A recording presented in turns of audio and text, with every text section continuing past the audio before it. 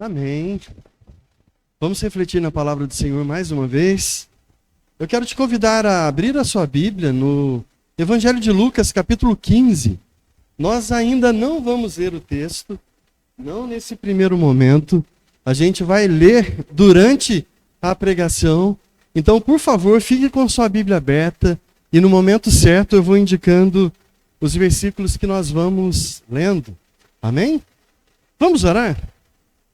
Senhor, obrigado, Pai, pela Tua palavra. Obrigado, Senhor, por falar nos nossos corações mais uma vez.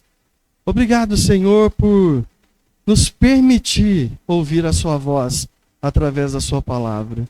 Fala conosco de forma especial. É o que eu te peço no nome de Jesus. Amém. Amém.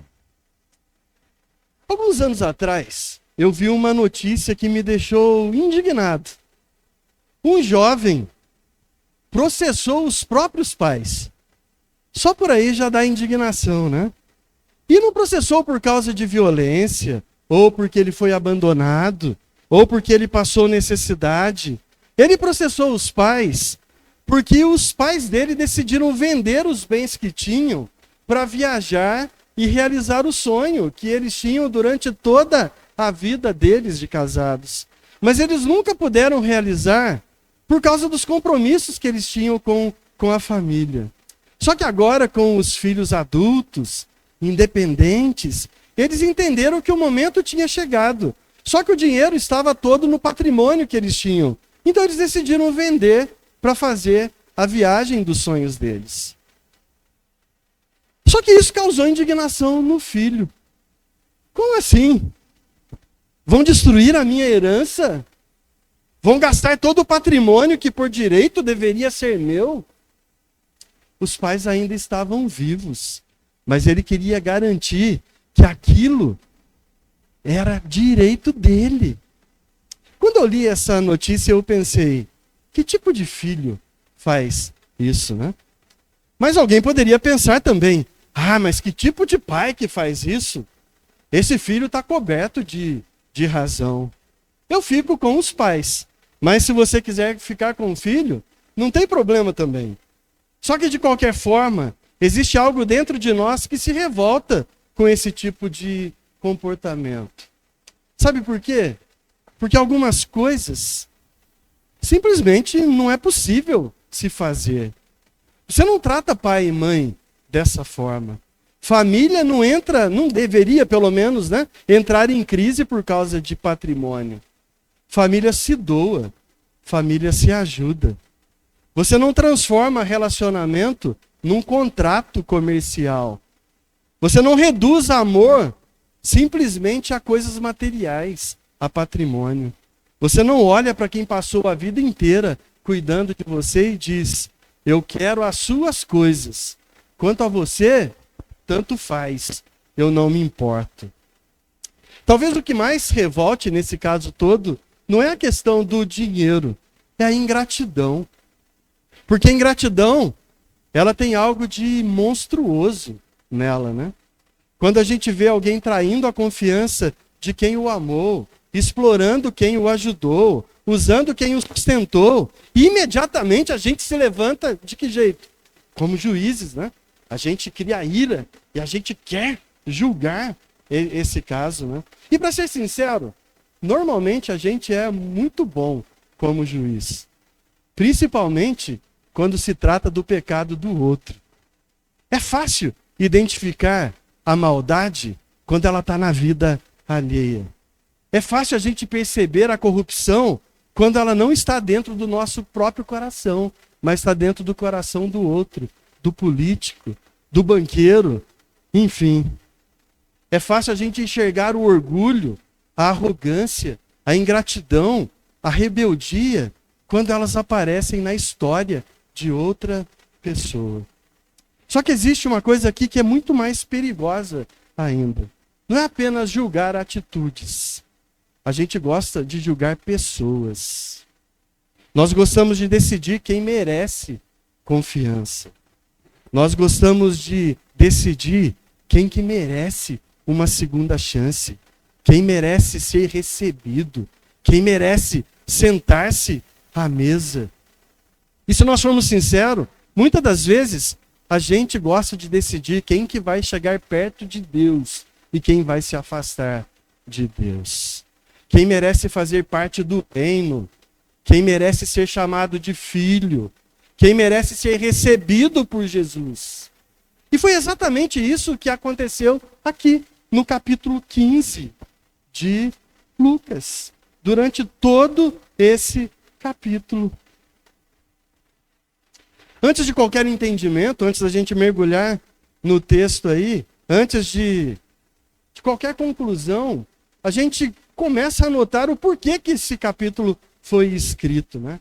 Porque existiam homens religiosos observando Jesus o tempo inteiro. A gente viu isso nas pregações anteriores, né? Fariseus, publicanos, escribas, doutores da lei, estava todo mundo o tempo inteiro observando Jesus para tentar pegar Jesus em alguma falha. Não é porque Jesus ensinava heresias, não é porque Jesus fazia milagres falsos, não é porque Jesus desobedecia à lei. Nesse caso aqui agora, eles estavam indignados porque Jesus estava recebendo as pessoas erradas aos olhos deles. Eles estavam indignados porque Jesus sentava à mesa para comer junto com pecadores. Eles estavam indignados porque Jesus curava no sábado. Sabe por quê? Porque na cabeça deles, certas pessoas não deveriam nem estar ali, nem fazer parte do círculo social deles, nem estar por perto. Certas pessoas não mereciam nem ser recebidas por Deus. Mas Jesus não questiona, Jesus não confronta. Mas Jesus, de uma forma bem inteligente, ele responde à reclamação daqueles homens, não com uma discussão, não com uma repreensão, mas ele responde, sabe de que jeito? Contando história. Na verdade, Jesus conta 3 histórias no capítulo 15 de Lucas. E antes de nós ouvirmos essas histórias, nós precisamos entender um pouco sobre esses homens que estavam ouvindo a Jesus naquele dia. Vamos ver os 2 primeiros versículos aí do texto? Aproximavam-se de Jesus todos os publicanos e pecadores para o ouvir. Os fariseus e os escribas, eles murmuravam, dizendo: este aí, ele recebe pecadores, ele come com eles. Então vamos aí à primeira cena desse texto. A mesa dos indesejáveis. Esses 2 primeiros versículos aí. A mesa dos indesejáveis. A cena começa com uma aproximação. Lucas diz que os publicanos e pecadores se aproximavam de Jesus para escutar o que Jesus tinha para dizer. Isso já deveria nos chamar a atenção. Eles não estavam fugindo de Jesus, eles estavam chegando perto. Os pecadores e os publicanos queriam ouvir o que Jesus tinha para contar. Eles não evitavam Jesus, eles estavam se aproximando. Gente que era rejeitada pelos religiosos estava se aproximando do santo Deus, porque queria encontrar alguma coisa que eles não conseguiam encontrar na vida daqueles religiosos daquela época. Só que essa aproximação incomodou profundamente os fariseus e os escribas. O problema para eles não era apenas Jesus ensinar. O problema para eles era a intimidade que Jesus tinha com esse tipo de gente. Gente pequena, gente inferior aos olhos deles. Quem estava ouvindo a Jesus que era o problema. E muito mais do que isso, o problema era o modo como Jesus recebia esses pecadores e publicanos. Eles disseram: este recebe pecadores e come com eles. Essa frase é uma acusação. Eles não estão elogiando Jesus. Eles estão denunciando Jesus. Para eles, Jesus estava ultrapassando um limite. Estava cruzando uma linha que nenhum judeu deveria ultrapassar. A elite não se mistura com gentalha. Gente importante não se mistura com miseráveis pecadores. Essa era a filosofia daqueles doutores da lei. E Jesus estava se aproximando demais de gente errada. Onde já se viu um rabino, um mestre, que ensina na sinagoga, sentando na mesa com gentinha desse tipo aí? Jesus estava abrindo espaço para que gente impura se aproximasse dele. Estava tratando como convidado quem, na opinião daqueles homens, deveria permanecer do lado de fora da festa. Porque naquela cultura, sentar-se à mesa não era apenas sentar para comer, igual a gente faz num restaurante, que está cheio de gente, você senta, escolhe um lugar, se não tiver mesa vazia, se tiver uma mesa grande, tiver alguém sentado, você pede licença, senta junto lá, sem nem conhecer a pessoa, você senta, come, paga a conta e vai embora. Na realidade, trazer para dentro da casa, sentar à mesa junto com a família, era um ato muito importante, era um ato de comunhão. A gente só traz para a nossa mesa quem a gente gosta, quem vale a pena estar ali. Mesa era aceitação, mesa era reconhecimento, mesa era pertencimento. A gente não se senta à mesa com qualquer pessoa. Imagina sentar à mesa com publicanos e pecadores. E Jesus contrariava toda essa expectativa e fazia exatamente isso. Isso dava um nó no pensamento arrogante daqueles homens. Onde já se viu isso? Ele recebe pecadores.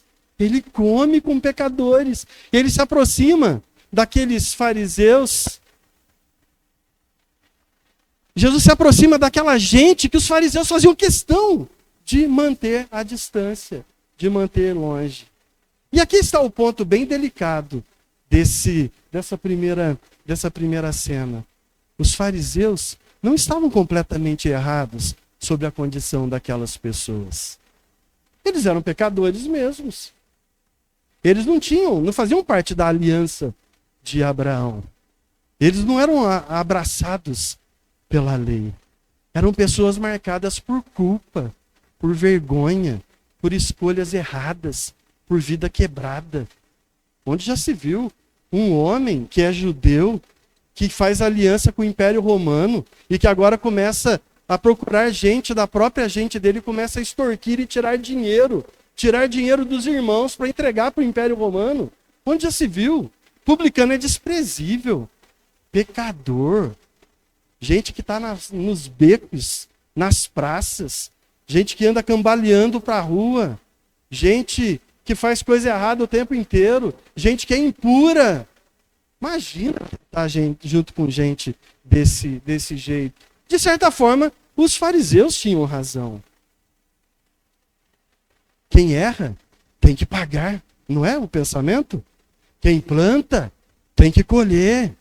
Quem leva uma vida indigna não pode ter o privilégio de quem se esforça para fazer tudo certo. Não é mesmo?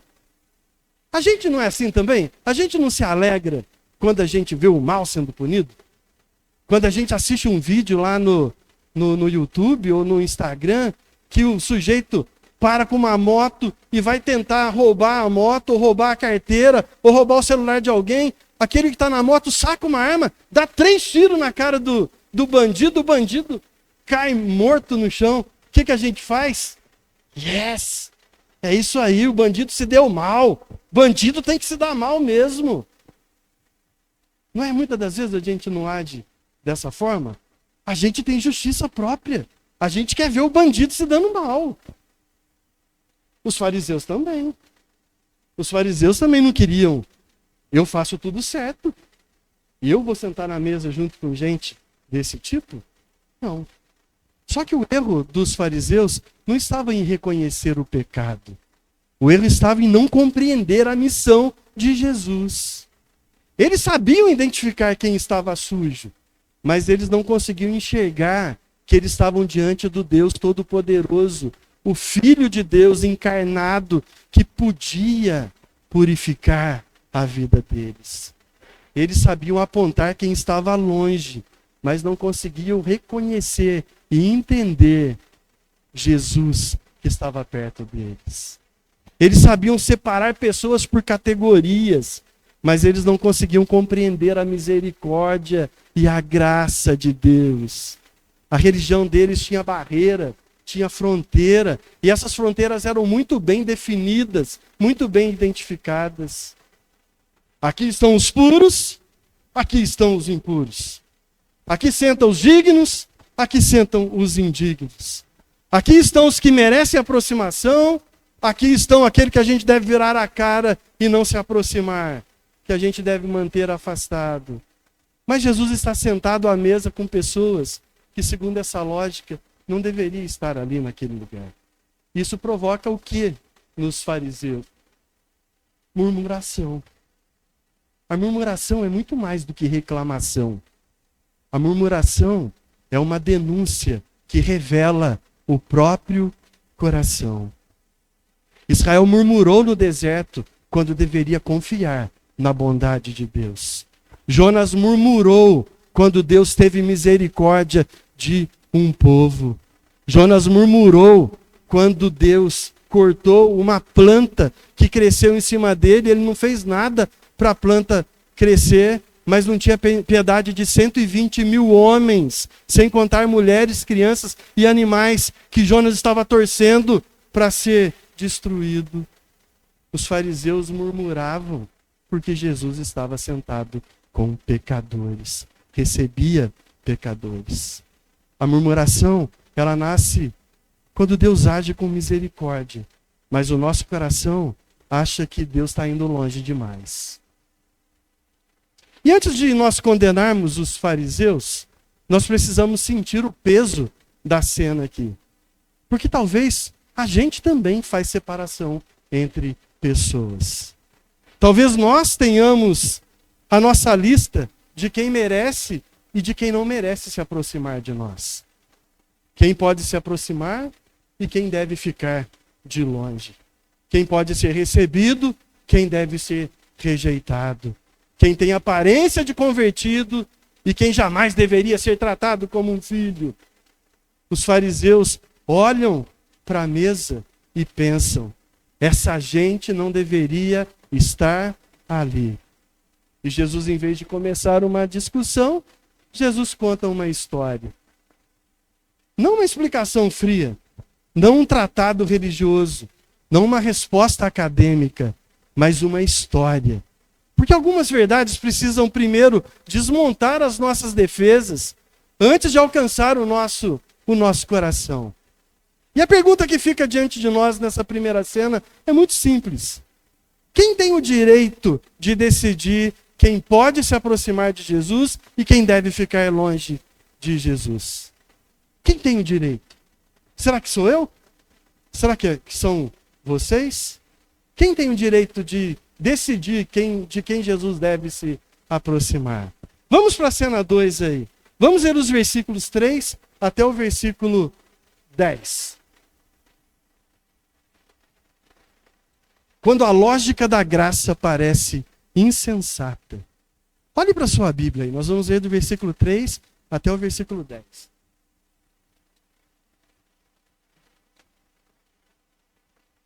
Então Jesus lhe contou essa parábola. Qual de vocês é o homem que, possuindo 100 ovelhas e perdendo uma delas, não deixa no deserto as 99 e vai em busca daquela ovelha que se perdeu até encontrá-la? E quando a encontra, pega a ovelha, coloca sobre o ombro, cheio de alegria, e indo para casa reúne os amigos e vizinhos, dizendo-lhes: alegrem-se comigo, porque eu achei a minha ovelha perdida. Eu digo a vocês que assim também haverá mais alegria no céu por um pecador que se arrepende do que por 99 justos que não necessitam de arrependimento. Aí Jesus conta uma segunda história. Ou qual é a mulher que, tendo 10 dracmas, 10 moedas, se perder uma delas, não acende a lamparina, varre a casa e a procura com muito empenho até encontrá-la? E quando encontra a moeda perdida, reúne as amigas e vizinhas dizendo: alegrem-se comigo, porque eu achei a moeda que eu tinha perdido. Eu afirmo a vocês que a mesma alegria existe diante dos anjos de Deus por causa de um pecador que se arrepende. Jesus ouviu a reclamação daqueles homens. Os fariseus estavam incomodados. Eles não entendiam por que aquele homem recebia os pecadores. Então, ao invés de responder com um argumento, Jesus faz algo que os grandes mestres costumam fazer. Ele conta uma história.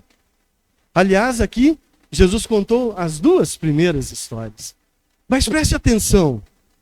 As duas histórias começam com algo perdido. E Jesus não está interessado naquilo que se perdeu. Ele está interessado na reação de quem encontrou aquilo que foi perdido. Isto é, o foco não é na coisa perdida.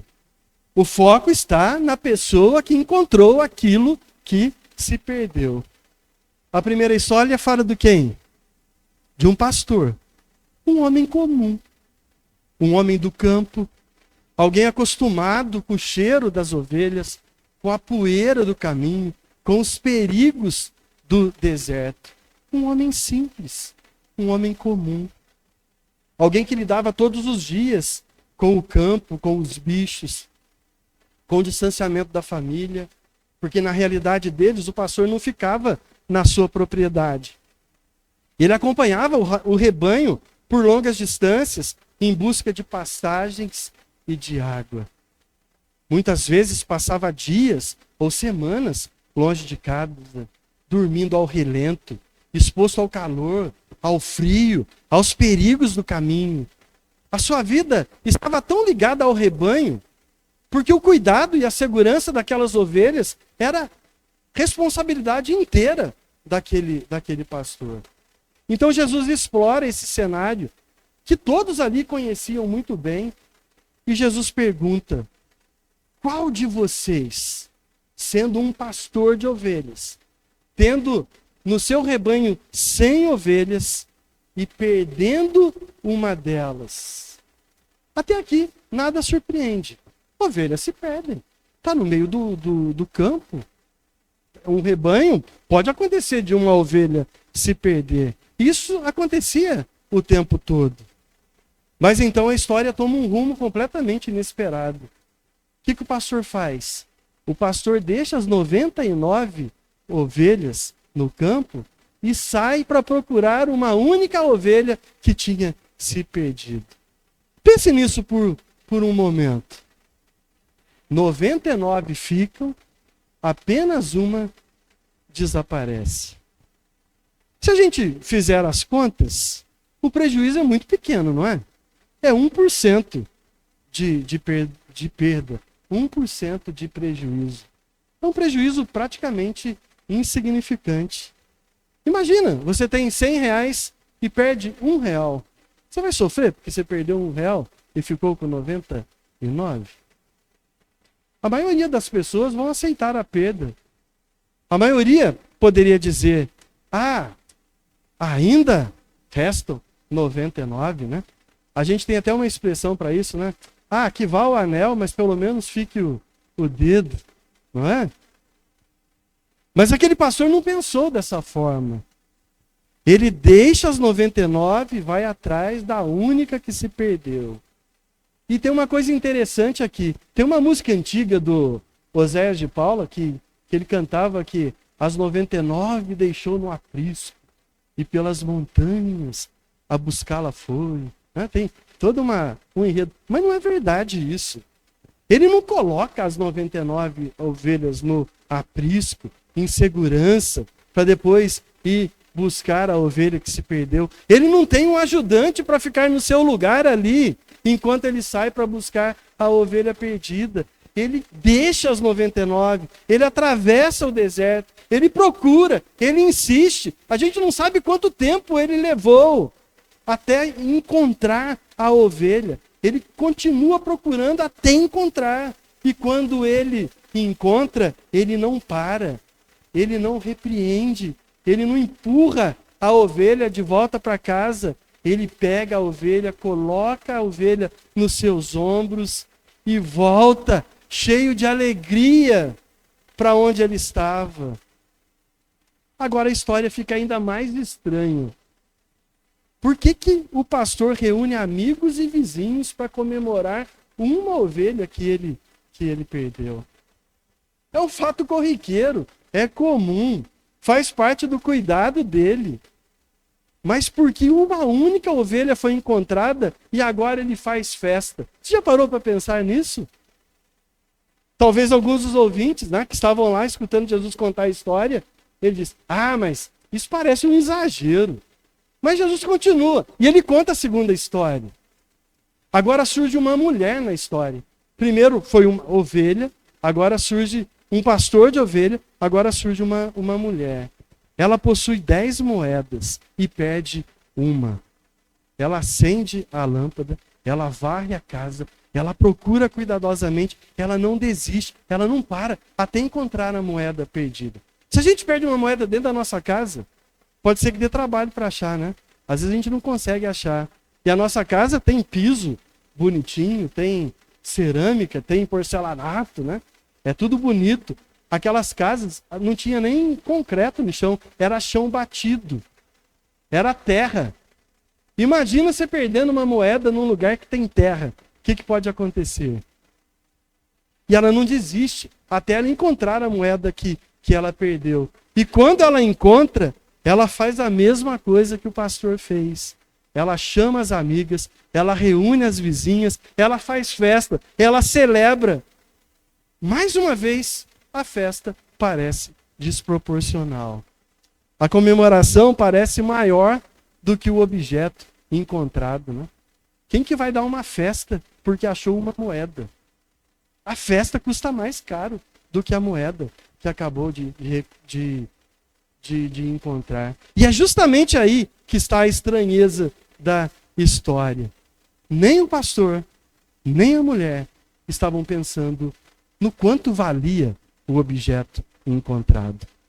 Não estava avaliando o custo-benefício. Não estavam perguntando se valia a pena ou se não valia a pena.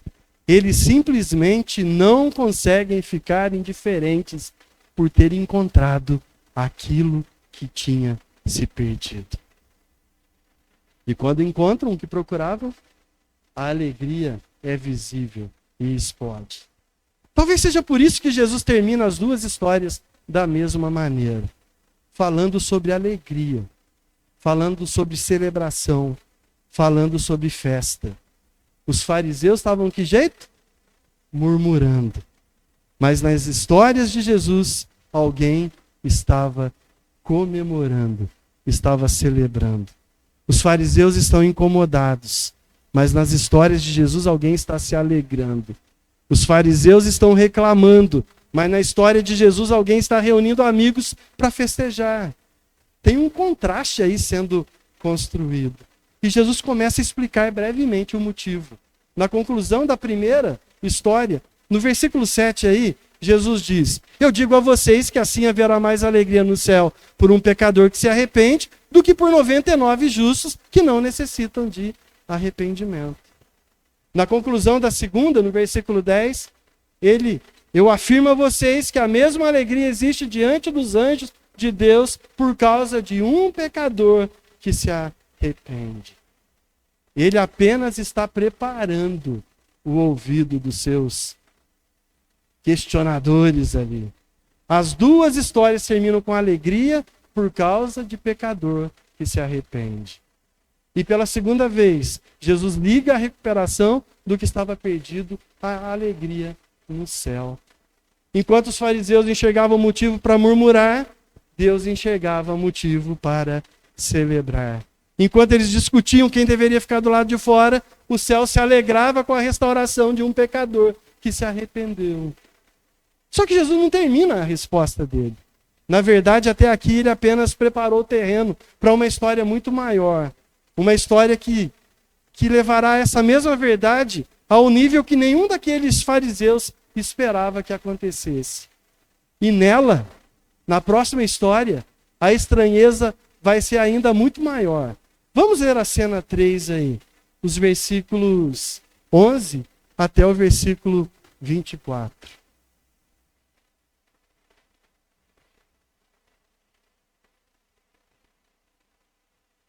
Jesus continuou. Certo homem tinha 2 filhos. O mais moço deles disse para o pai: Pai, eu quero que o senhor me dê a parte dos bens que me cabe. E o pai repartiu os bens entre eles. Passados muitos dias, o filho mais moço, ajuntando tudo o que era seu, partiu para uma terra distante e lá desperdiçou todos os seus bens, vivendo de forma desenfreada. Depois de ter consumido tudo, sobreveio àquele país uma grande fome e ele começou a passar necessidade. Então foi pedir trabalho a um dos cidadãos daquela terra. E este o mandou para os seus campos, a fim de cuidar dos porcos. Ali, ele desejava alimentar-se das alfarrobas que os porcos comiam, mas ninguém lhe dava nada. Então, caindo em si, ele disse: Quantos trabalhadores de meu pai têm pão com fartura, e eu aqui nessa terra estou morrendo de fome. Eu vou me arrumar, vou voltar para o meu pai e vou lhe dizer: Pai, eu pequei contra Deus e diante do Senhor. Eu já não sou digno de ser chamado seu filho. Trate-me como um dos seus trabalhadores. E arrumando-se, ele foi para o seu pai. Vinha ele ainda longe, quando seu pai o avistou. E compadecido dele, correndo, o abraçou e o beijou. E o filho lhe disse: Pai, eu pequei contra Deus e diante do Senhor. Eu já não sou digno de ser chamado seu filho. O pai, porém, disse aos servos: Tragam depressa a melhor roupa e vistam nele. Coloque um anel no dedo dele. Coloque sandálias nos pés deles. Tragam o melhor bezerro gordo e matem. Vamos comer e festejar. Porque esse meu filho estava morto e reviveu. Estava perdido e foi achado. E começaram a festejar. Até aqui Jesus contou 2 histórias curtas envolvendo coisas: ovelha e moeda. Agora ele começa a terceira história e imediatamente a gente percebe que ela é diferente. É mais longa, é mais detalhada, é mais pessoal. Agora a gente está falando de uma família, de um pai com seus 2 filhos. Jesus diz: certo homem tinha 2 filhos. E antes mesmo da história avançar, o foco já está sobre o pai. Mas o primeiro a falar é o filho mais novo. E o que ele pede é muito chocante. Pai, me dá a parte dos bens. Talvez para nós isso já seja ofensivo. Imagina você tendo muitas riquezas e o seu filho chega em você e fala: Pai, eu quero a metade de tudo que o senhor tem, porque é o meu direito, é a minha herança. Por que é estranho? Porque herança é distribuída depois da morte do pai. O filho mais novo não estava apenas pedindo dinheiro. Ele estava dizendo: eu quero aquilo que é seu, mas eu não quero você. Na prática era como dizer: para mim seria melhor que o senhor tivesse morto.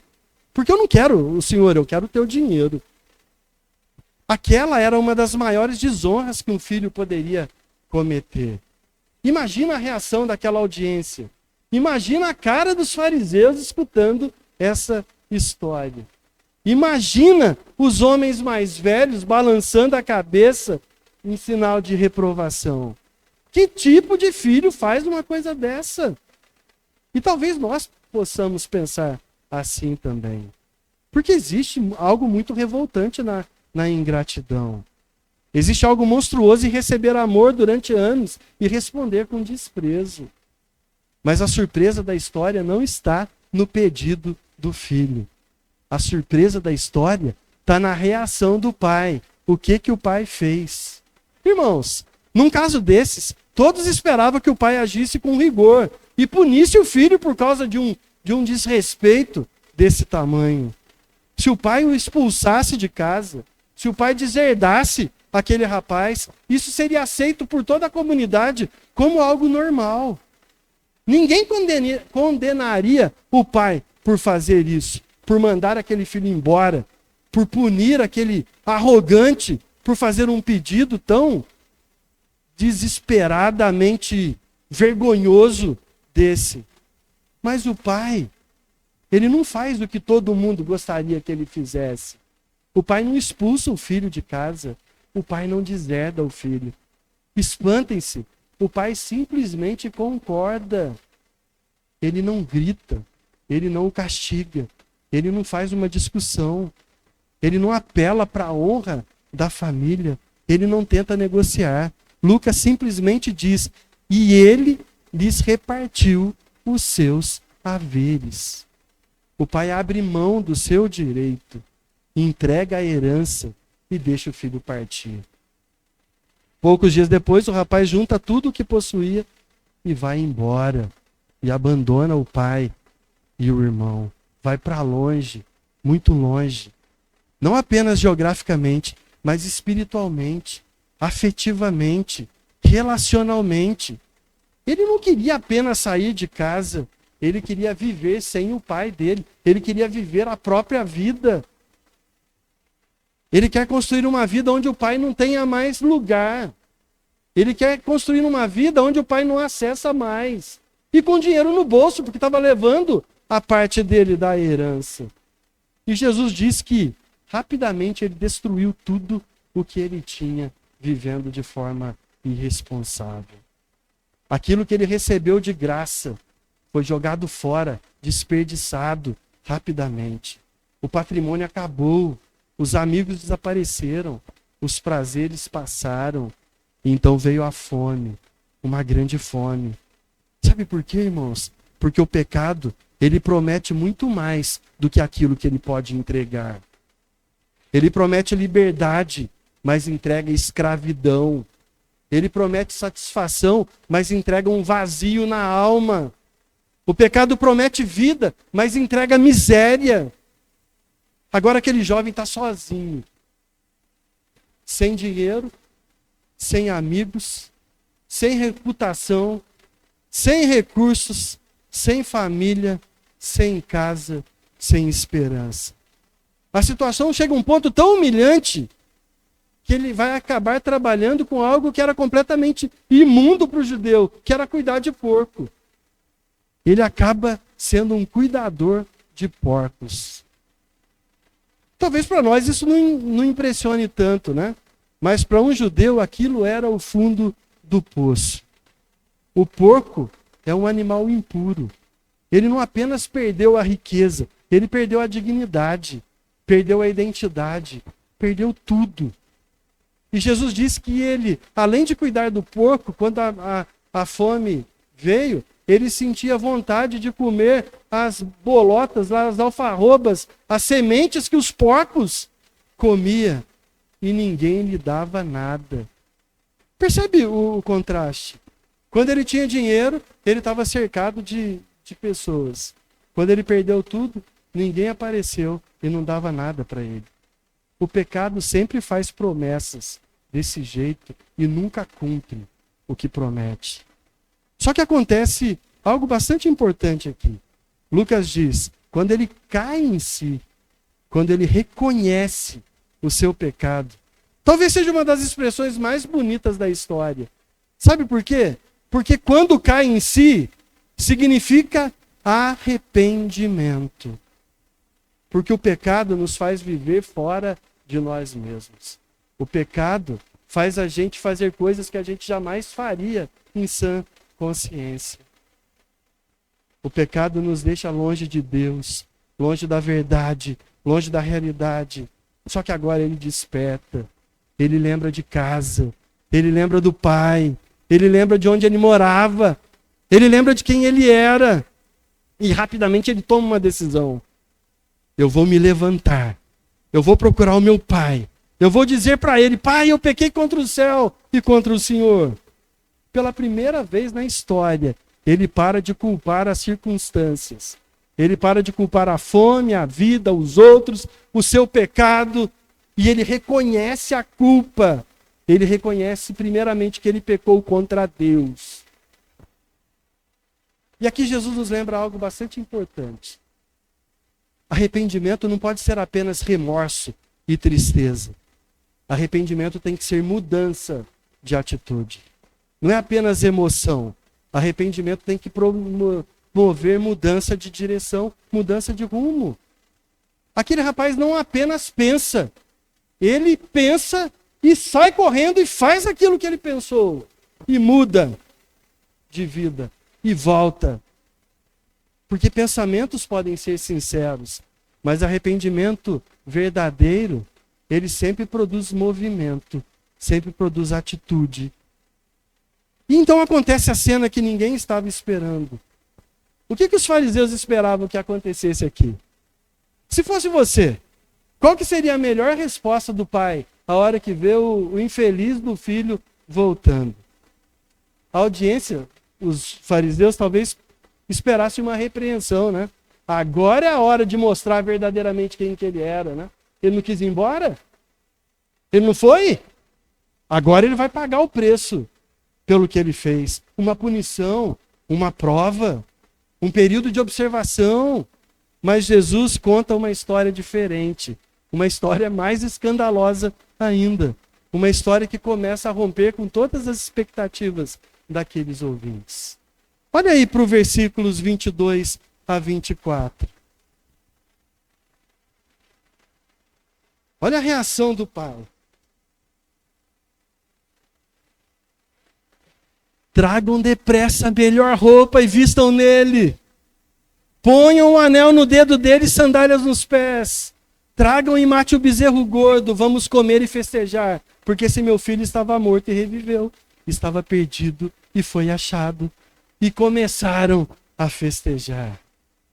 Quando o filho ainda estava longe, o pai o viu.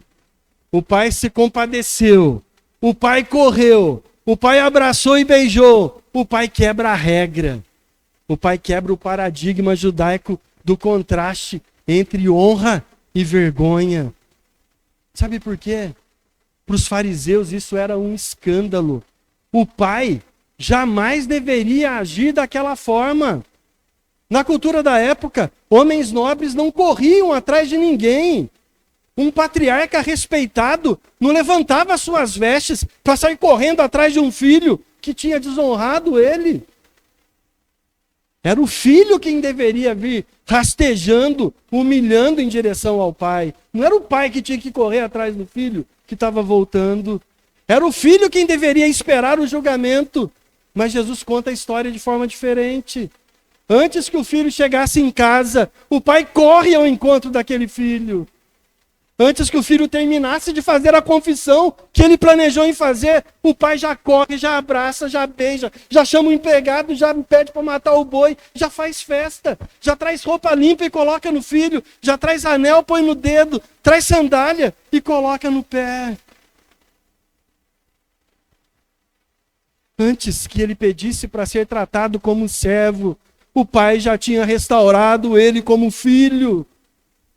Porque mesmo o filho tendo ido embora, o pai nunca deixou de ser pai daquele filho rebelde. E pela terceira vez, alguém se recusa a desistir daquilo que havia se perdido. A festa começou, o filho perdido foi encontrado, a casa se encheu de alegria. Aparentemente a história terminou, né? Final feliz. Só que Jesus ainda não terminou de responder para os fariseus. Na verdade, o personagem mais importante para aqueles homens ainda nem entrou em cena. Vamos para a cena 4 aí. Leia comigo os versículos 25 até o versículo 30. O homem que tinha razão. Ora, o filho mais velho estava no campo. Quando voltava, ao aproximar-se da casa, escutando a música, vendo as danças, ele chama um dos empregados e pergunta o que era aquilo que estava acontecendo. E o empregado informou para ele: o seu irmão voltou. E por tê-lo recuperado com saúde, o seu pai mandou matar o bezerro gordo. O filho mais velho se indignou e não queria entrar. Saindo, porém, o pai procurava convencê-lo a entrar. Mas ele responde ao seu pai: faz tantos anos que eu sirvo o Senhor e nunca transgredi nenhum dos seus mandamentos. Mas o Senhor nunca me deu um cabrito sequer para eu fazer uma festa com os meus amigos. Mas quando veio esse aí, esse seu filho, que sumiu com os bens do Senhor, que gastou tudo com prostitutas. O Senhor rapidamente vai lá e manda matar o bezerro gordo para fazer um churrasco para ele. O texto não tem churrasco, eu estou incluindo aqui. Mas era o churrasco, né? Ninguém ia comer o boi cru, né? Fecha o parênteses, né? A festa começou. O filho perdido foi encontrado. A casa se enche de alegria. O pai está feliz. Os servos estão felizes. A música toca. As pessoas comemoram. E pela segunda vez na parábola, tudo parece resolvido. Mas Jesus ainda não terminou. Na verdade, irmãos, a resposta para os fariseus agora que vai começar. Porque existe alguém que ainda não tinha aparecido na história. Quem que era? O irmão mais velho. Jesus disse que ele estava no campo. Gente boa, trabalhador, honesto. Nunca fez nada de errado na vida. Era o orgulho da família. Ele estava trabalhando, cumprindo com suas responsabilidades, fazendo aquilo que todo mundo esperava que qualquer homem de respeito fizesse. Só que ao voltar para casa, ele vê o barulhão acontecendo, a festa, a música, a celebração. E ele pergunta para um dos servos o que estava acontecendo e recebe a notícia. O seu irmão voltou. Seu pai mandou matar o bezerro gordo. Seu irmão foi recebido de volta em paz. E é nesse momento que, pela primeira vez, muitos dos ouvintes de Jesus começam a se identificar com alguém da história. Por quê? Sejamos honestos aqui. O irmão mais velho tem motivo para estar indignado, não tem? Nós entendemos a revolta dele. Talvez a gente até concorde com ela. Afinal de contas, quem que foi embora? Quem que exigiu a herança com o pai ainda vivo? Quem que desonrou o pai? Quem que desperdiçou tudo? Quem que trouxe vergonha para a família? Quem que expôs o pai, o ancião de respeito, ao ridículo diante de toda aquela sociedade? Não foi ele, foi o irmão mais novo. O filho mais velho ficou firme, trabalhou, obedeceu, permaneceu na casa. E agora o irresponsável está de volta. E volta ainda recebendo festa, recebendo honra, recebendo roupa nova, recebendo anel no dedo que simbolizava o laço familiar. Recebeu o bezerro gordo. Convenhamos, do ponto de vista humano, a indignação dele parece até legítima. Talvez alguns dos fariseus que estavam ali escutando a história tenham pensado, né? Finalmente alguém apareceu, o homem que tem razão, alguém sensato nessa história. Porque o pai, esse velho aí é um maluco. Talvez algum de nós pensemos o mesmo. Porque até aqui o pai parece exagerado, parece permissivo, parece ter ido longe demais. E o irmão mais velho parece ser o único com o pé no chão, que enxerga a situação com lucidez, com clareza. Talvez você já tenha sentido isso no seu coração. Tem uma cena muito conhecida no Senhor dos Anéis, que eu gosto bastante. Frodo olha para o Gollum, completamente deformado pelo pecado, pela ganância. O Gollum é o Sméagol, né? Ao mesmo tempo aquele bichinho feio que quer o precioso. Olha, completamente deformado pela ganância, pela maldade, e olha para o Gandalf e diz: é uma pena que Bilbo não tenha matado esse infeliz quando ele teve a chance. Aí o Gandalf responde: muitos que vivem merecem morrer, e alguns que morrem merecem viver. Você pode lhes dar a vida? Então não seja tão apressado em condenar.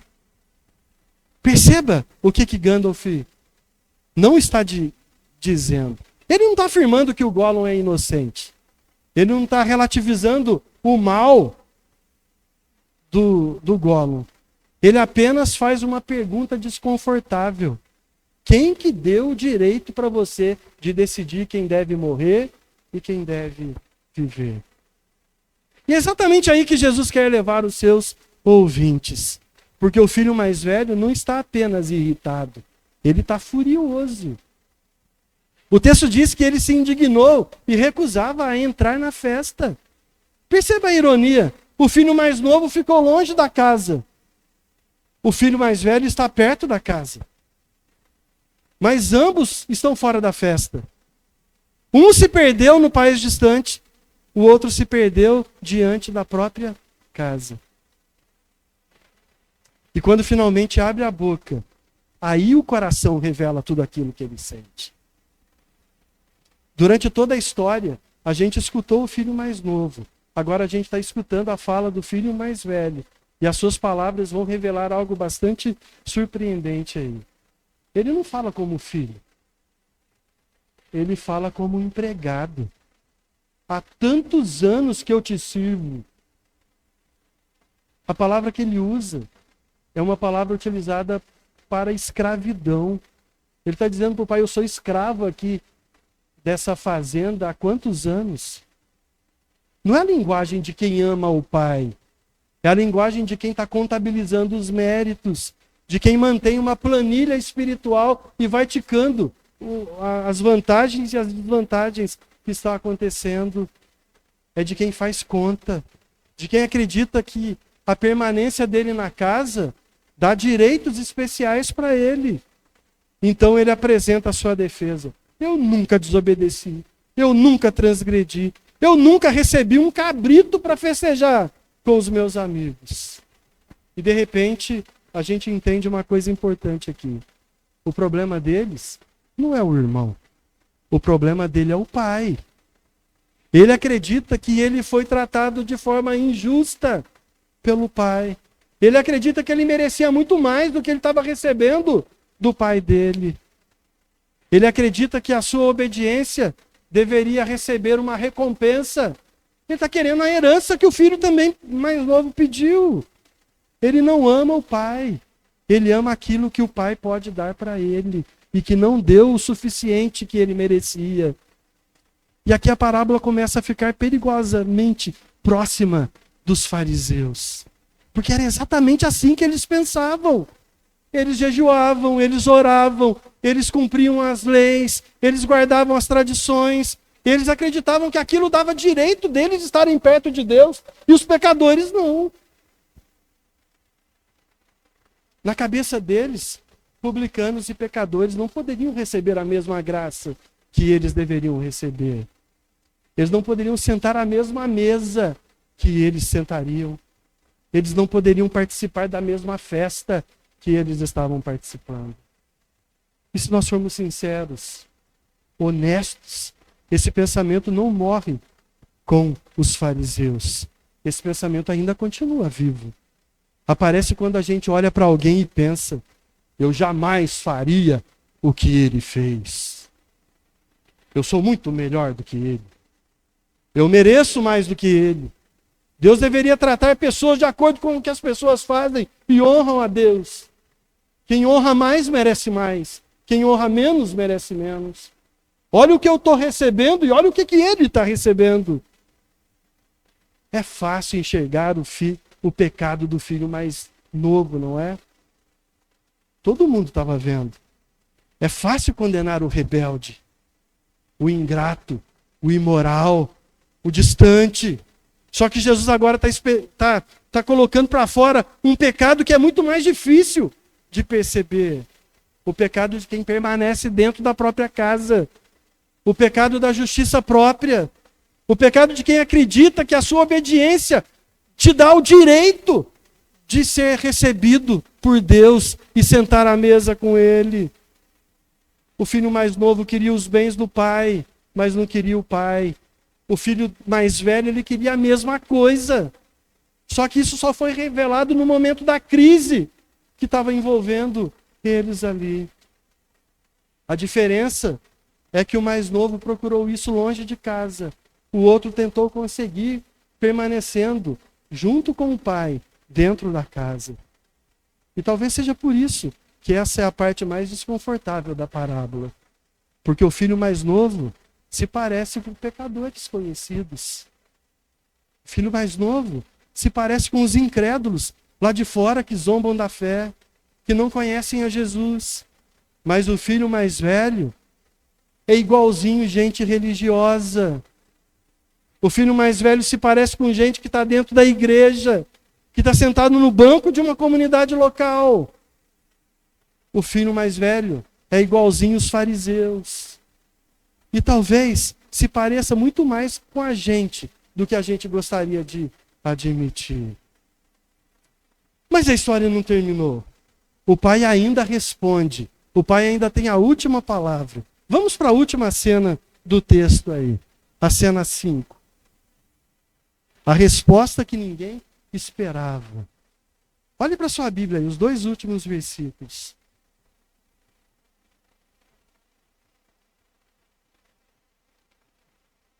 Então o pai respondeu: meu filho, você está sempre comigo. Tudo que eu tenho é seu. Mas era preciso festejar e se alegrar, porque o seu irmão estava morto e reviveu. O seu irmão estava perdido e foi achado. Se a história terminasse no versículo 30, o filho mais velho teria a última palavra. A indignação venceria. A justiça própria venceria. A acusação venceria. Os fariseus ficariam orgulhosos e felizes. Ah, pelo menos alguém fez a coisa certa. Só que Jesus ainda não terminou, porque o pai ainda não tinha respondido. Só que quando o pai fala no versículo 31, algo impressionante acontece. Ele não humilha o filho mais velho. Ele não repreende o filho mais velho. Ele não o expulsa. Ele não o ameaça. Ele não bota o dedo na cara dele e diz: eu já sabia que você era podre por dentro. Por isso que você está reagindo desse jeito, seu miserável, seu ingrato. Do mesmo jeito que ele saiu correndo atrás do filho que estava longe, agora ele sai de dentro da festa e vai para o lado de fora da casa, porque o birrento estava lá batendo o pé que não queria entrar. Perceba a beleza da cena. O pai correu para buscar o filho que tinha fugido, agora ele sai da festa para buscar o filho que recusa a entrar na festa. Um estava perdido no país distante, o outro está perdido dentro da própria casa. O pai vai atrás dos dois. Talvez seja aqui que finalmente a gente entenda as 2 primeiras histórias que Jesus contou. O pastor procurava, a mulher procurava, o pai procura. Porque o coração da história, irmãos, nunca foi apenas sobre os perdidos. Foi sobre alguém que se recusa a desistir de quem se perdeu. O pai diz: meu filho, você está sempre comigo, tudo que é meu é seu. Que resposta extraordinária. O filho fala como escravo. O pai responde chamando ele de filho. O filho fala de dívida. O pai fala de relacionamento. O filho fala de merecimento. O pai fala de pertencimento. O filho está contando obras. O pai está oferecendo comunhão, restauração. Então vem a frase final da parábola. A frase que responde toda a murmuração dos fariseus. A frase que explica a mesa dos publicanos. A frase que explica as 2 histórias anteriores. A frase que explica a festa. Era preciso que nos alegrássemos e regozijássemos, porque este teu irmão estava morto e reviveu. Estava perdido e foi achado. Era preciso, não era opcional. Não era exagero, não era sentimentalismo, era necessário. Porque quando algo morto revive, tem alegria. Quando algo perdido é encontrado, tem alegria. Quando um pecador se arrepende, tem alegria. Sabe por quê? Porque a graça de Deus recebe pecadores arrependidos e desmonta toda a pretensão de merecer o reino.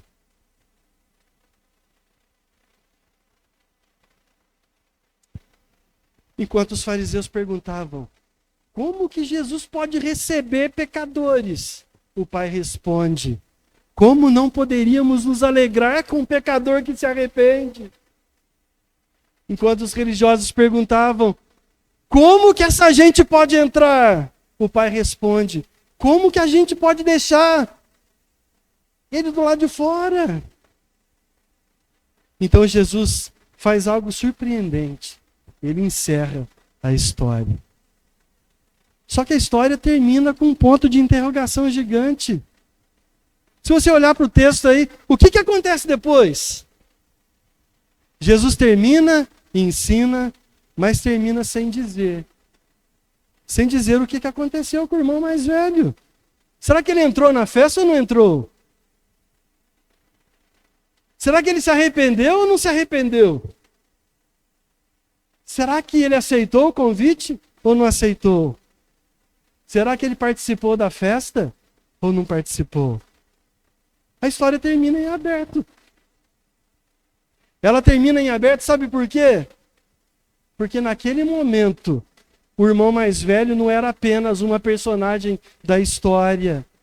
O irmão mais velho era propriamente os fariseus, os escribas que estavam questionando Jesus no começo. Eram os homens que estavam murmurando porque Jesus recebia pecadores.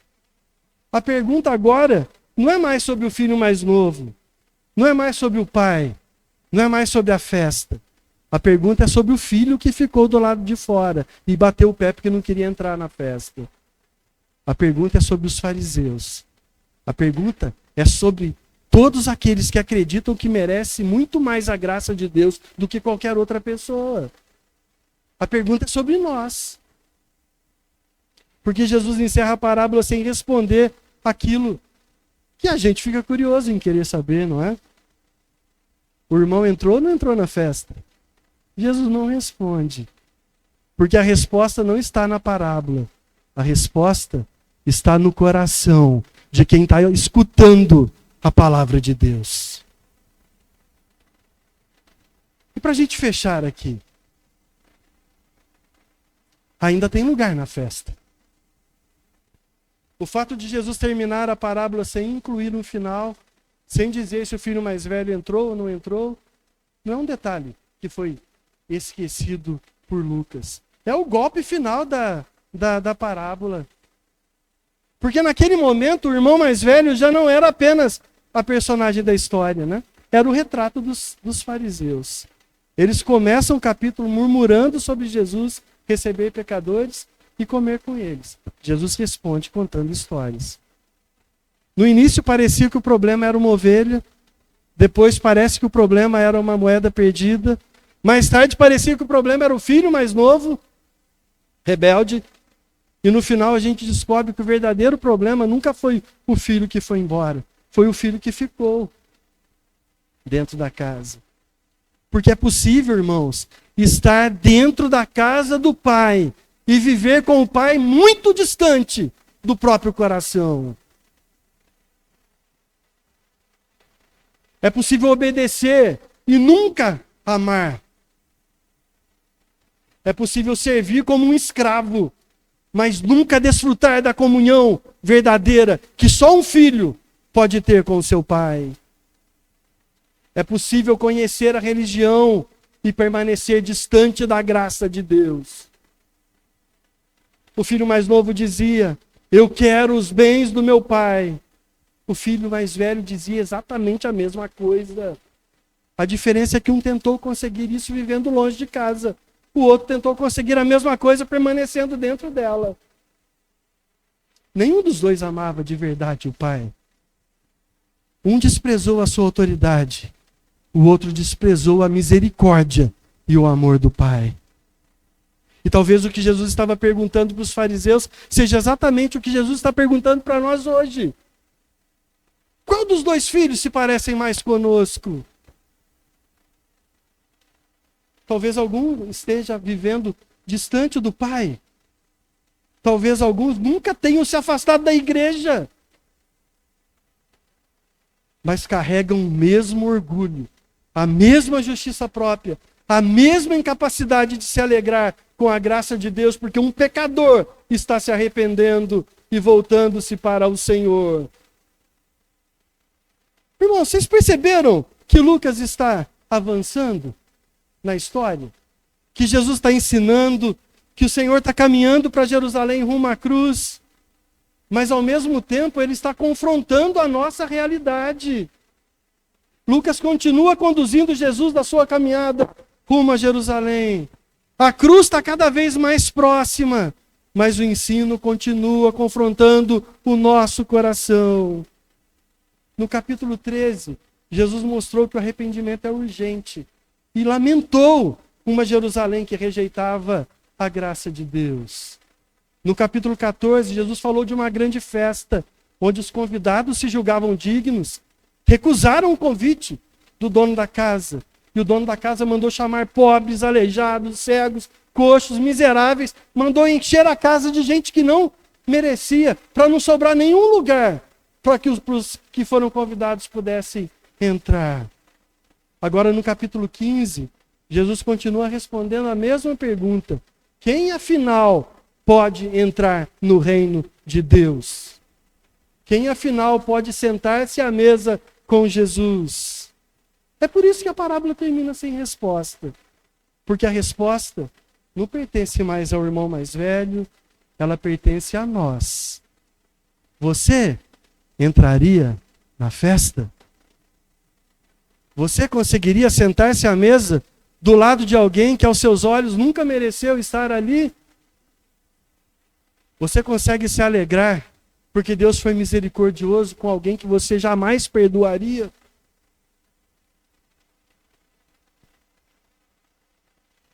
Você vai continuar do lado de fora, fazendo birra, convencido de que seus méritos lhe dão mais direito do reino do que outras pessoas que Jesus está salvando? Para fechar, algo extraordinário aqui. Durante todo o capítulo, nós procurávamos o personagem principal. Primeiro a gente achou que era a ovelha, depois a gente pensou que era a moeda, depois imaginamos que fosse o filho mais novo, mais tarde a gente encontrou o irmão mais velho. Só que nenhum deles é o centro da história. O centro da história sempre foi aquele que busca. O pastor que vai atrás da ovelha. A mulher que procura com afinco a moeda perdida. O pai que corre ao encontro do filho que volta. O pai que sai da festa e vai buscar o filho do lado de fora. Irmãos, o evangelho nunca foi sobre valor das coisas. Nunca foi sobre valor de ovelha, de moeda. Nunca foi sobre mérito de um filho ou de outro. O evangelho foi sempre sobre a graça daquele que busca os perdidos. E aqui que a parábola encontra o restante do evangelho. Porque o pai, ele não apenas recebe os pecadores. O pai, ele envia o próprio filho dele para que essa recepção de pecadores se tornasse possível. O pai envia o próprio filho para se tornar maldição no lugar de quem nunca mereceu.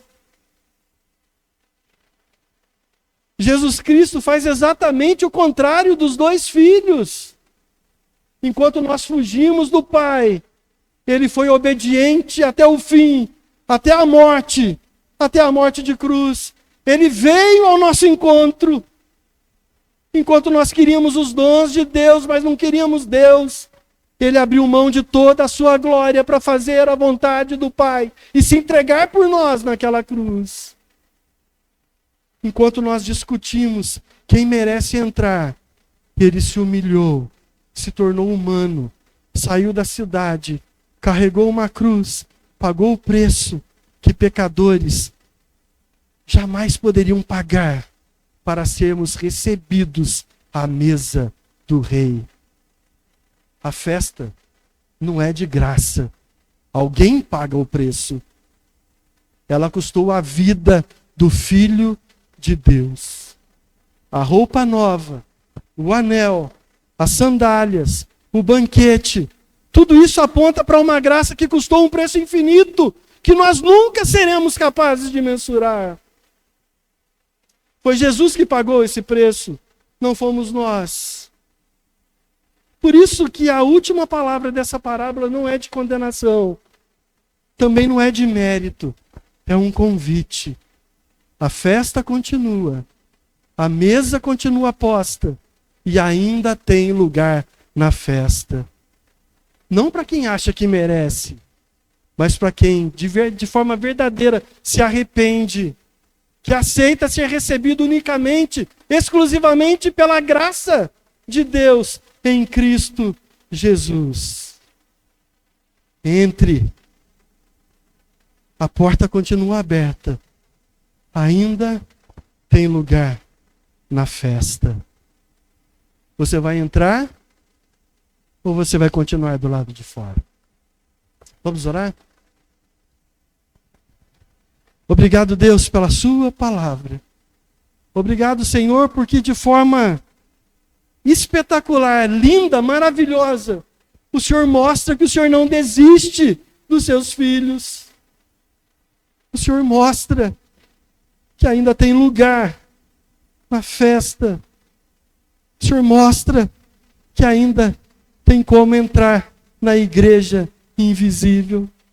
O Senhor mostra que ainda dá tempo de fazer parte da noiva do Cordeiro. O Senhor mostra que ainda há tempo de te encontrar. Continua falando nos nossos corações, Senhor. É o que eu te peço em nome de Jesus. Amém. Amém.